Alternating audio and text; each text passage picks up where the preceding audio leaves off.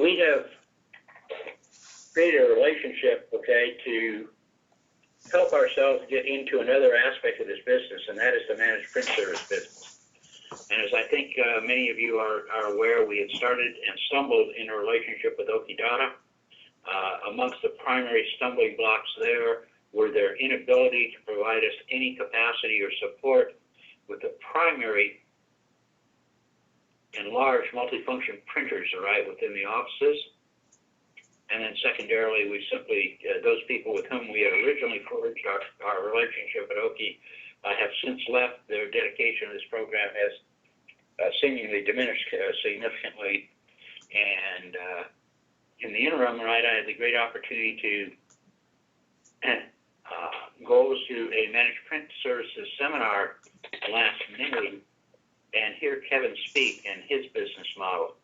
He came out at the end of September at TAG to join us and to present, right, the manner in which he both runs a managed print service program on a national basis and prices and approaches the customer, both of which is significantly unique. And we are at this point in time, right, dedicated to trying to get ourselves online and up. Some of you already, all right, Mike, okay, and I think, Mark, you're about ready, have opportunities that are exit on the marketplace right now.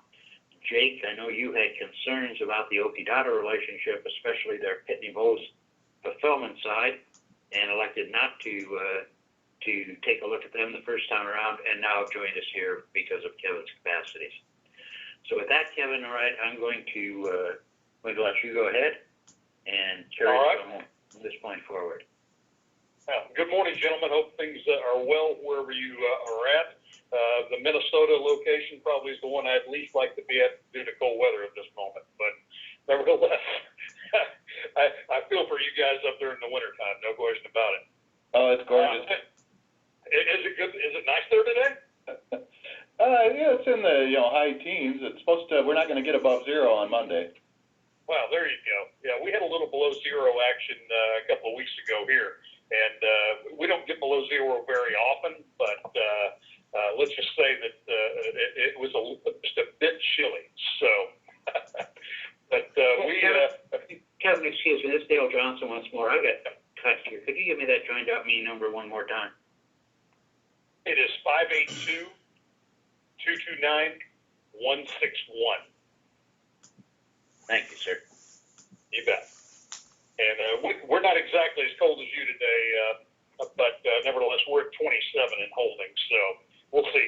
Anyway, I own a managed print services company.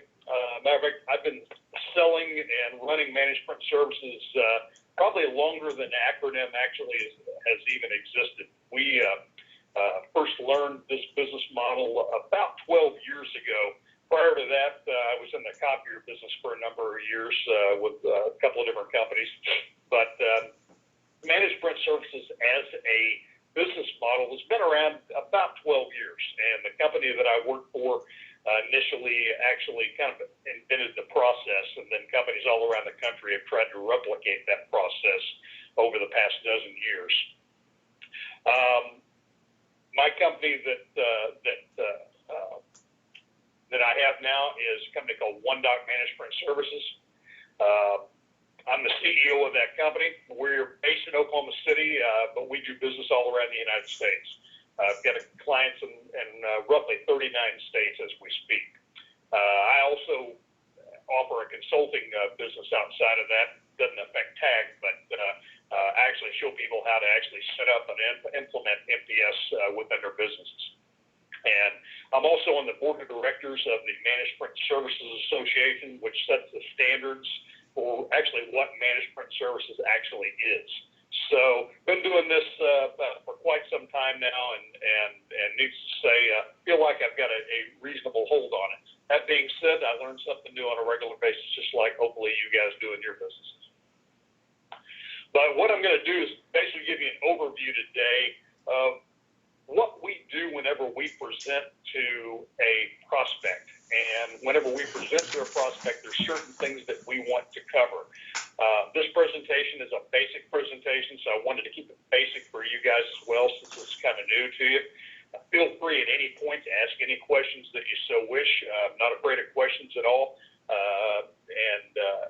The one thing I want you to do is kind of see the differentiation between what we offer and what Oki Data offered. The biggest thing right up front is Oki Data is what we call a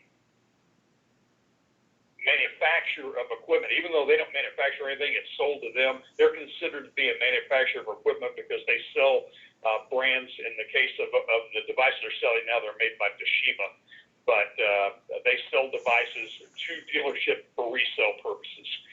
My company is not like that. What we are is a true managed print service provider. We acquire equipment from multiple different vendors around the United States and across the country, and depending on the needs of our clients. So we're not boxed in by a particular brand. In Oki Data's case, for the first year or plus that they had their program, they only had 2 devices they could actually sell anybody. They've actually increased that to about a half a dozen over the last 6 months. But the reality is, if your client had a need different than what they could provide, you were kind of out of luck. We also are brand agnostic. We don't care what brand that the client has. Absolutely don't care. That being said, we probably move more HP in the land of printers than anything, and then in the land of copiers, probably move more Xerox than anything. But those are the 2 biggest brands in the business, so that's kind of why that lends itself to that. But we basically go into a company and ask questions. You know, whenever we go into an organization, we want to find out how many printers and copiers and faxes do you have? What types of models do you have? You know, are you using them properly? A lot of people have no idea what their usage even is. You know, do they have this $2,000 printer that they paid really good money for that they're running 200 pages a month on? If so, they probably, yes. This is Dale. Who are you asking those questions to? Because that's one of the things that we find really difficult to find out. It seems like nobody in the company knows that. Who are you asking? And see, whenever we call on a client, our chief point of contact is a CFO. That's who we go after. We look at this as a financial sale.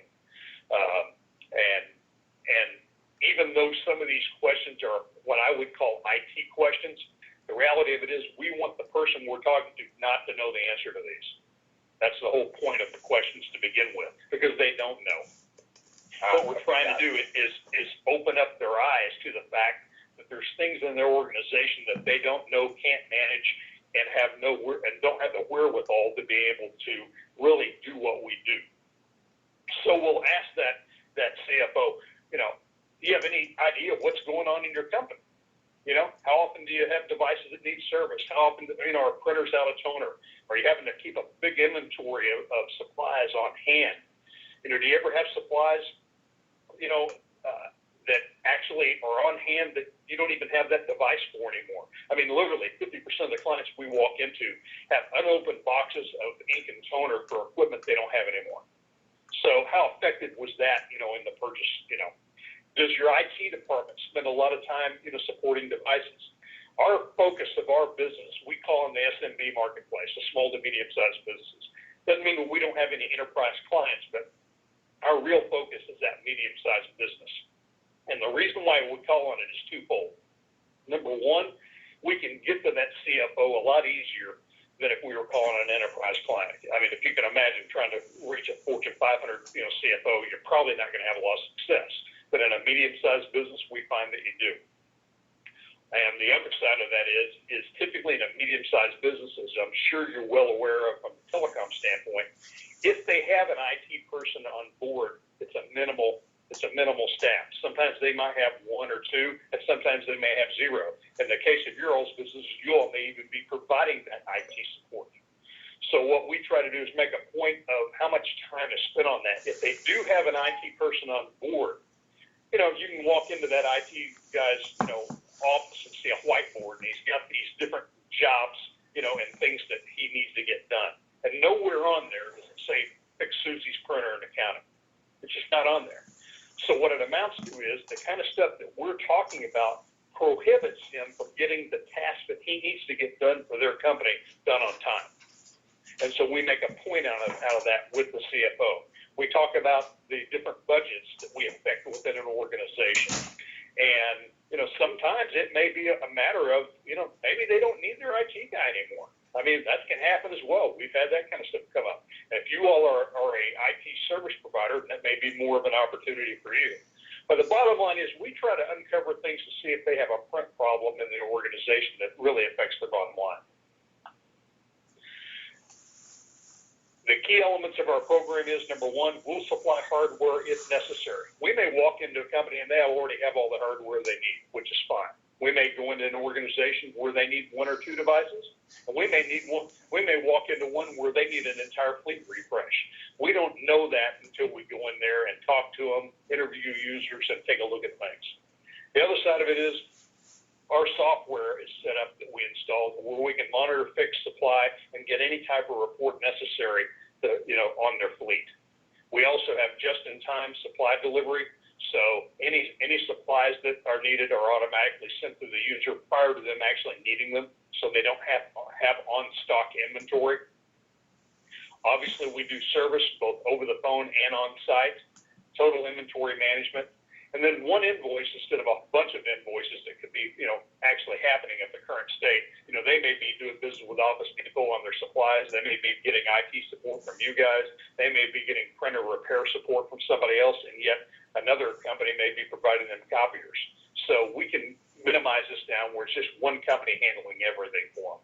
And then we do ongoing print management consulting. And what I mean by that is, on a quarterly basis, we do reviews to make sure that this client is running in the most efficient, effective manner necessary. That way, they're happy with us, number one. Number two, it also lends to an opportunity for you to be able to go back in quarterly because you're in front of the client and uncover opportunities for yourself as well. There may be things that come up, from a telecom standpoint. There may be things that come up from needing another printer in another department, or maybe they're opening a new location, or, God forbid, they're closing a location. You can find those kinds of things and be proactive in the management of the company. Now, obviously, as I mentioned before, consolidating vendors and really having a single point of contact for a client. Like I mentioned before, hardware, we're brand agnostic. We don't care what brand. We are authorized reseller for the brands I have listed on this page: Brother, Canon, Dell, Epson, HP, Lexmark, Mirtec, Oki, Toshiba, Xerox. But the reality of it is we do more HP and Xerox than anything because those are the most popular brands out there. Anytime we do our program, there's no capital expenditures for any of these devices. They're all included in their monthly fee. And then we will refresh strategically, regardless of the term of contract, on a consistent level within a company. Most of our contracts are 5-year contracts, but we refresh equipment typically every 36 to 42 months on average. If a client needs to upgrade or downgrade equipment, we will do that without penalty as well. And lastly, and this is very important, we standardize on models as much as possible over time. We're not able to do that up front necessarily, but over a period of time, if we replace devices within a company, we try to standardize down to just a few models. That way, we have consistency on output, on device drivers, on device types, and obviously toner and parts. Our software, which I'll be showing you some examples of in a minute, is really the best in the industry. It gives visibility both on a network as well as a local device basis. So if you have clients that have a lot of USB or parallel connected devices, we can see those as well. As I mentioned before, automatic supplies fulfillment, so your clients never run out of toner. They never even have to order ink or toner. Bottom line is we take care of that automatically. And as I mentioned before, we do reporting on a monthly and quarterly basis for any issue that may occur out there and look at the trends within the account, if their volume is increasing, decreasing, or whatever the case may be. As I mentioned before, supplies management is a big part of what we do. As we said, they're monitored remotely, and we base our supply replacement not only on the percent of toner left in the cartridge, but also on usage trends. So we've got a algorithm that basically predicts when that toner cartridge is going to need to be replaced, and we replace it ahead of schedule. And that algorithm literally can change multiple times a week or even multiple times in a day based on the usage of the device. So, they may have been running 200 pages a month for the last 2 months, and all of a sudden their volume trend increases where they're running 200 pages a day now. Our system recognizes that. That way they don't ever run out of toner. Also, whenever a toner is delivered to a company, it's got a label on the outside of the box as well as on the inside of the box on the cartridge itself that shows where that cartridge should be directed to. And it'll have the company name, location, serial number, model number, asset number, whatever the case may be, on that, so there's no misdirection of those supplies. From a service perspective, we can service anywhere in the United States. It doesn't matter what the location of it is. We've got accounts that literally are in business all over the place. As I mentioned before, we do business right now in 39 states. It isn't because we can't do business in the other 12. We just simply don't have accounts in the other 12 right now. But we're able to provide a national service infrastructure regardless of brand. Monitor service levels, take care of any issues. Plus, we have a replacement guarantee on equipment. If we can't fix the device, we'll replace it at our cost, not your client's.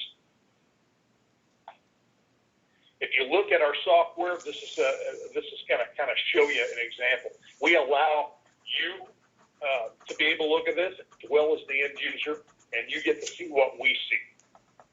If a client wants to track, toner shipments and things of that nature, certainly they're capable of doing so. We don't feel the need, or they really need to do that, but if they want to, we give them access to do that. They want to track their service calls, we give them access to do that. We give you access as well.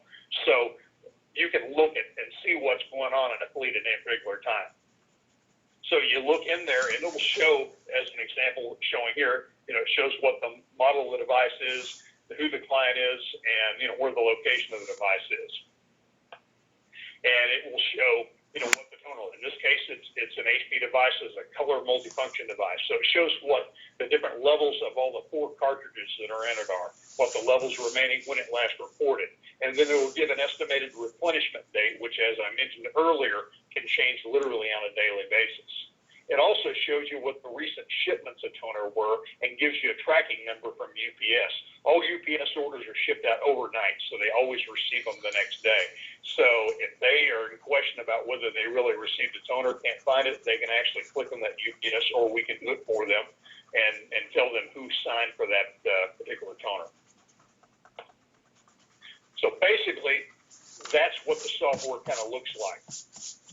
What we do after this is whenever we talk with a CFO up front, we talk about the different things that we need to move the process forward from the standpoint of finance, operations, things of that nature. We typically do a 30-day assessment with our software to see what device populations are, what the printer health is, what the supply usages are, and device utilization. And then we'll talk internally and develop a program based on what we see and really present a turnkey program to take over their fleet. I'm going to get out of this for a second, and I'm going to show you kind of an example of what we put together whenever we actually do a presentation for someone. Here basically is a sample deal of what we put together. And this is a really small account. It was actually a motorcycle shop that we sold in one of our locations last year. And, people ask all the time, what size of a client do you look for? Really, this is about as small as we probably typically will go. I'm not saying we don't have anything smaller. If you said what's a perfect size, probably 20 devices, 30 devices, somewhere in that range are perfect. But you know as well as I do, there's plenty of people who have less than that could probably still utilize our capabilities. In this case, this was a local motorcycle shop that did service and repair and sales of new motorcycles. They had 5 devices. That's all they had. They had one in the GM's office, one in finance, one in parts, 2 in parts and 1 in service. They actually used that brother on the bottom for faxing. And so what our software did was collected data over roughly a 30-day period and calculated out that their volume was roughly 10,000 pages a month. And then what we did is gathered the cost information based on their fleet. And so what we did, if you look down here in the green area, we took that same volumes and took their toner cartridges that they were buying took the manufacturer's yields from those cartridges and calculated a monthly toner cost based on those devices. That way we had supply cost. And then after that, we asked them if they had any idea what they spent to purchase the devices. Most companies don't really know or really don't have the time and wherewithal to look back. So what we do is we have a company that provides us what is called street pricing for these devices, which is what the average selling price on the street, not retail, but average selling price on the street is. And we'll take that device, divide it by 60 months, and show them what it costs to own that device on a monthly basis. And then we'll take all that information and move up to the top up here, and there's their total monthly supply cost, $457 a month. They didn't have any service agreement and had not had any service calls in their account, so that amount was zero in this case. In reality, you know, if they had any service calls or break fix, you know, repairs, that number would have been in there as well. The monthly equipment cost to own that equipment ended up being about $28 a month, and then they had a fax line that cost them $35 a month for their fax machine. So we took all those numbers, they added up to $521 a month for their monthly cost. The cost per page for their fleet was 5.132 cents. So on their overall 521.06, 10,000 pages a month, a nickel a page for cost. And then we took that amount to figure out what we could do with their fleet. In their case, they really wanted new equipment, they wanted standardization. So what we did was we put in a multifunction device to handle the volume on that Lexmark, because they didn't like their Lexmark. We put in 3 of the exact same model of printer for the finance, parts, and service department, and then we put in a multifunction device in their parts department as well to be able to fax with. And then what we did after that, we put in our cost of what it took to actually run that. Cost us about $3,000 to put in new equipment. Our monthly service and supply costs were about $176. So what we do after that is calculate really what it costs that particular organization. So what it amounts to, if you went back, their costs were $521.06 a month. So we take that $521.06 and we calculate what we want to save them. And in this case, we were hoping to save them around $100 a month. So we basically had $411 to work with. We took our printer service, marked it up, and that monthly recurring revenue for service now is $284 a month, which left us $127 a month for funding. If you're used to doing any leasing right now, you'll understand what that means. If not, we can further discuss that. But basically, $127 a month in funding for hardware. We did a 60-month lease term on this, which meant it funded $6,300. As you recall before, there were $3,000 worth of equipment in there, so we had $3,200 in gross profit. So basically, we got funded $6,300 up front, of which roughly half of it was gross profit, and then we have a monthly recurring revenue on this account of $284 a month. And that basically is a very simple example of what an MPS program can look like whenever we sell. So a quick question on the monthly reoccurring, the 284.37. What is the net profit on that? Typically what we, net and gross are two different things. Net is after I paid my salespeople. So gross profit on that is roughly 50%. We try to keep it around that range. Doesn't mean that we don't ever, change on that, but we try to keep our gross profit amount on our service supplies at 50. Okay, thank you. Let me clarify, I think, a little bit on that statement. Excuse me. The cost number that you see for provisioning that Kevin has provided includes all of the service and everything else associated with the activity. So the gross margin relative to our transactional relationship with Kevin, and correct me if I'm wrong here, Kevin, is the aggregate amount that is available to you with all service and all product fulfillment and everything completed to the customer. Is that a correct statement, Kevin? And then in our arrangement, that gross profit will be split, 50% to OneDOC, 50% to you, and we have an additional rebate associated with that after the fact.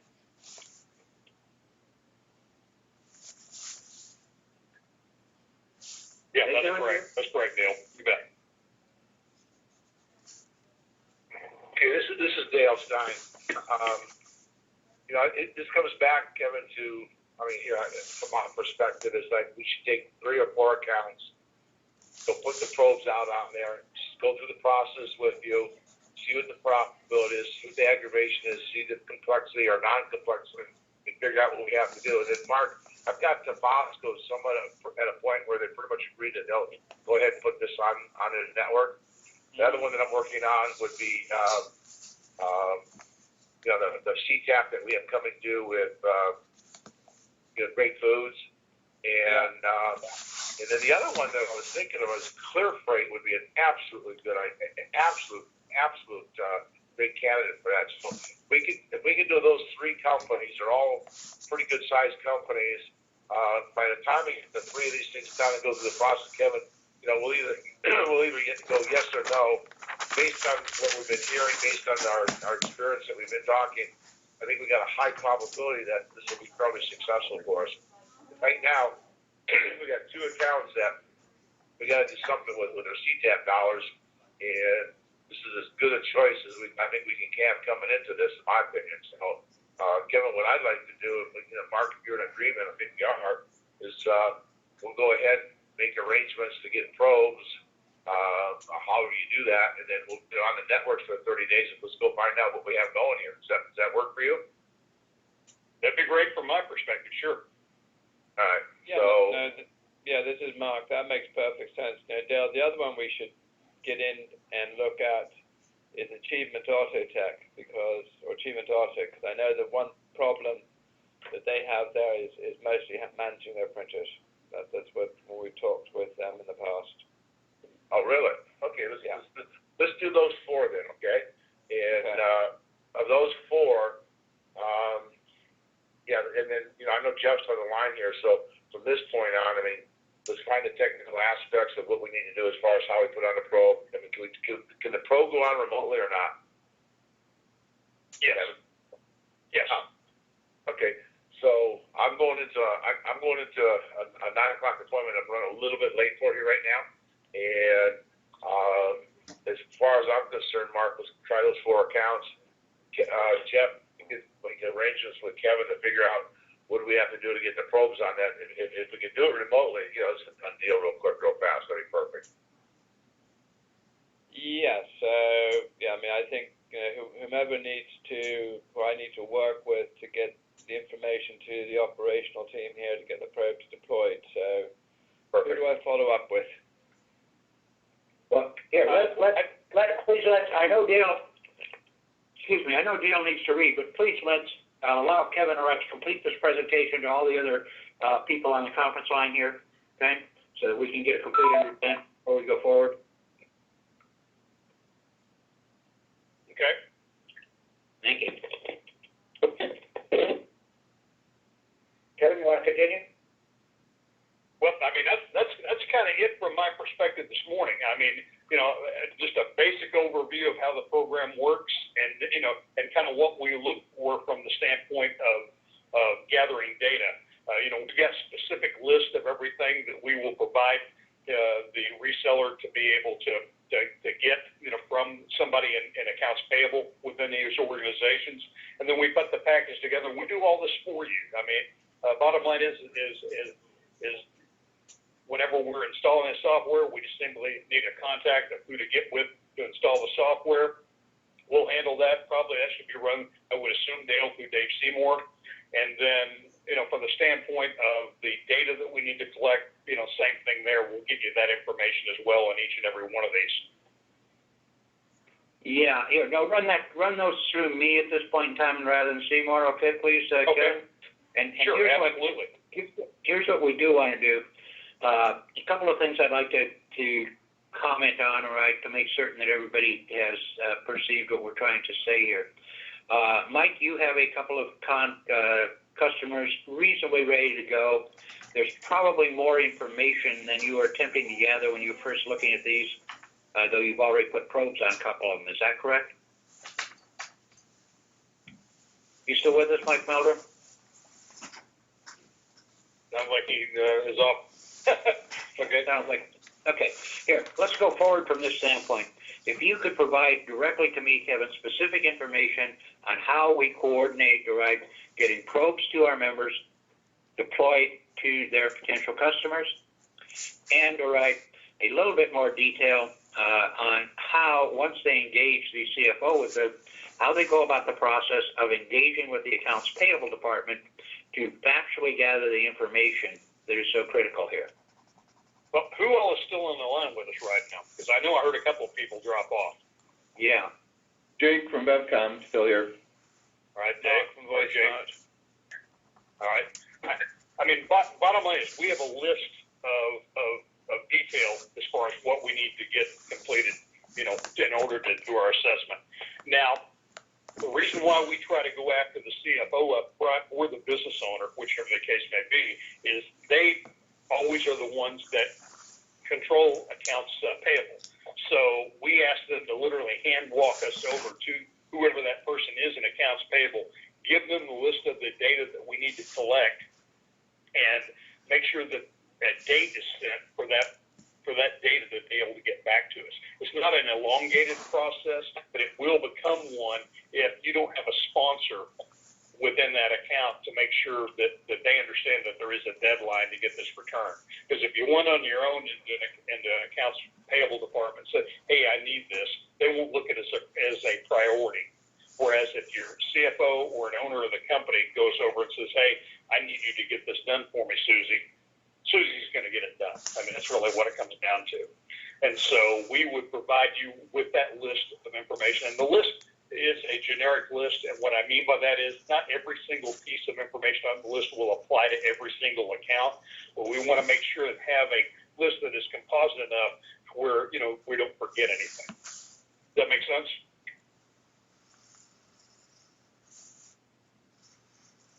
Gentlemen? Yeah, Yes. makes perfect sense. Okay. And then as far as, you know, Kevin? on how to install the DCA, we just simply need a name and contact within that company to sit, because it's basically a link that is downloaded. It takes literally, you know, 3 to 4 minutes to install. Okay, now if we have access to the customer's network, can we go ahead and install the DCAs provided we've just gotten, you know, if we just get the customer's permission rather than attempting to create a relationship to at the customer to install that link? Absolutely, positively. Yes, if you have access to that network, you can absolutely do it. I just need, you know, an email address as to where to send the DCA download, and along with a name and contact, you know, whoever's going to be doing that, and I'll send that directly to them. All right, and everyone here, if you want us to provide you, if you have such an individual, if there's a specific individual in your companies that you want us to coordinate with on these DCA links, right? Please let us know who that would be. Mark, I assume that would be Britt or Jeff or someone or Adam. Take it with me, and I'll make sure it goes to the right place. I'm not sure who we've assigned it yet. Real good. If everybody would simply tell me how they want to coordinate, we'll get this going right away, okay? Yeah, and Dale, this is Jake. Probably start with me here too. Okay, very good. But like I mentioned before, if you haven't dealt with one of these before, it's a very simple download. It's a 5 meg file. It runs in the background. It's not going to interfere with any network issues of any kind. And it basically pulls information off the MIBs of the printers. And, you know, as far as local devices, things of that nature, it won't do that unless we push it out locally. What I'd like to do up front is not deal with the local devices. Let's start with the network, and if we need to, if you find out that they've got just a tremendous number of local devices, then, you know, then we'll push those out individually as directed.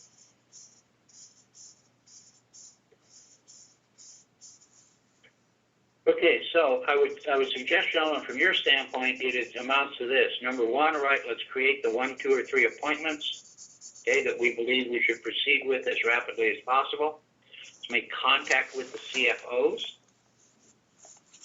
Let them know that we want to begin this probe process to begin to identify whether or not we can bring some incremental benefit to them.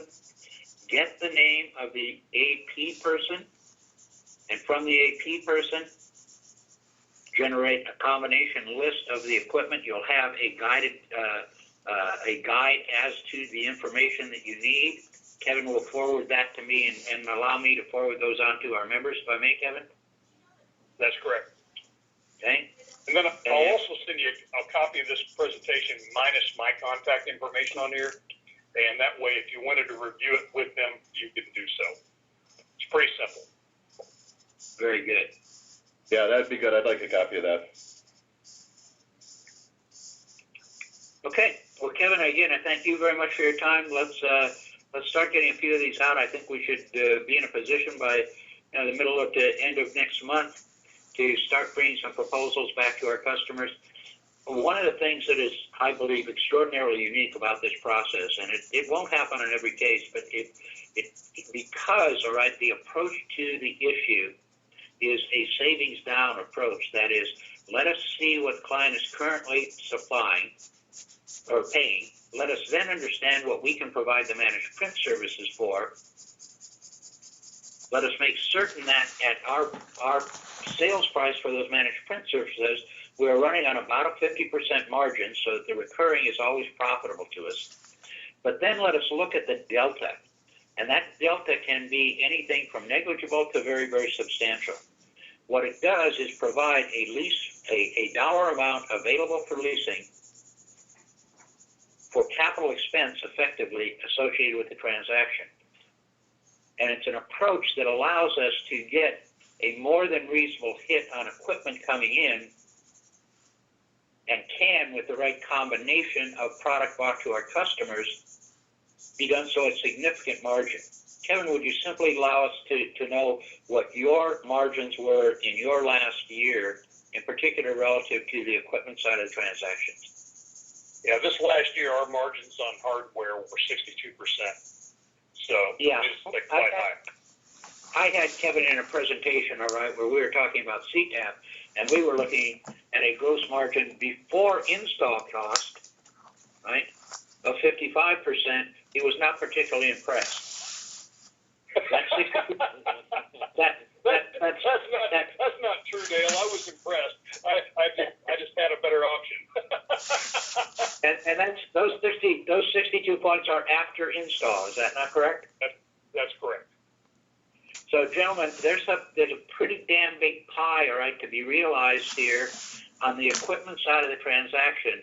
When you recognize, all right, that this is kind of like an ongoing CTAP that you enter in the middle of a refresh, the only way that I can explain it. Okay? And, okay, that we have the potential of selling about 80% equipment over time to these companies as we have sold to them in voice products, because that's rough and dirty, the ratio between the cost of the printers and copiers in a business versus the voice system. So it's a really, really significant quantum of hardware sales in addition to highly profitable recurring revenue sales. I want you to look at this little example that he just gave you. That was how many employees, rough and dirty, if you can tell us, they're approximately in that mechanic shop? Oh, and then, as far as total employees, they probably had 15 there. Okay, about 15 employees, all right? And the gross for that, if you would think, okay, in terms of a gross number for a maintenance contract and a phone system to that company, assuming even that every one of those employees had a phone, right, would be somewhere in the vicinity of $70 or $80 a month, right? Kevin, what was the total margin, the gross margin on the recurring here? On the recurring, it's typically always 50%. No, but in this particular example, what was the absolute dollar? I'd have to go back and pull that up, Dale. All right. I think you can use 50%. I think that'd be a fair guess. Yeah. Anyway, they are at least as good or better by far, all right, on the net side as we see on the gross side, typically, all right, for voice, because there's more money spent. So we've got a huge opportunity here. We've got a huge opportunity because we've got a huge customer base over time to bring this to. Let's go out and find out the good, bad, and ugly in reality for us, all right, how much challenge we have getting this information, what resources other than, all right, our sales expense we have to generate in the business. I believe it'll be extraordinarily worthwhile for those that begin to pursue it. Perfect. Quick question, Kevin, on the ongoing services. So if you got to go to site